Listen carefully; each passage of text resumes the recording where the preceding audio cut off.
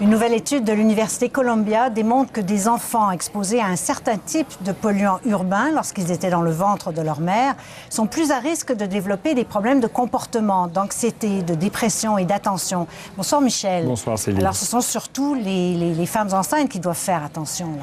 Oui, absolument. En fait, c'est pas la première étude que Columbia fait sur ce sujet-là. En fait, ce qu'ils font, c'est qu'ils le mesurent en prenant des prises de sang des polluants. Dans ce cas-ci, c'était des HAP, donc des hydrocarbures aromatiques polycycliques. Ça semble bien compliqué, mais c'est le résultat de finalement la combustion de l'essence, donc les voitures, le charbon, le bois, même le tabac produit ça. Alors, ce qu'on a fait, c'est qu'on a pris des prises de sang chez ces femmes-là et ensuite, on a suivi les enfants, 3 ans, 5 ans, 7 ans, jusqu'à 11 ans. On a fait des tests psychologiques. Et ce qu'on a découvert, c'est que plus il y a de HAP, plus on voit des problèmes en psychologie que l'on appelle d'autorégulation. Qu'est-ce que c'est? C'est qu'ils ont de la difficulté, ces jeunes-là, avec leurs idées, avec leurs émotions, avec leurs actions.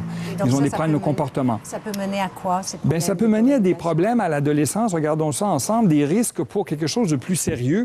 Alors, on parle de troubles obsessionnels compulsifs, les TOC, les TDAH, les troubles du déficit de l'attention et des abus de substances, l'alcool, les drogues. Donc, ils sont à risque pour ça. Alors, comment expliquer qu'il y ait une exposition avant la naissance qui puisse avoir comme ça des effets directement sur l'enfant? Bien, cette équipe-là a réussi à démontrer que ces fameux polluants-là rentrent dans le placenta, vont dans le fœtus et vont même dans le code génétique et se collent à l'ADN de l'enfant. Donc, quand il grandit, il y aurait fort probablement des changements dans le développement des neurones qui les mettent à beaucoup plus vulnérables face à ces problèmes de comportement-là. Et il y a cette étude, mais ce n'est pas la première étude à faire ce lien-là, en fait. Absolument pas, Céline. On en a parlé ensemble l'an dernier où on démontrait également des problèmes d'anxiété, d'attention chez ces enfants-là. Il faut dire qu'il y a d'autres facteurs génétiques. L'environnement social et familial est également un facteur de risque fort important.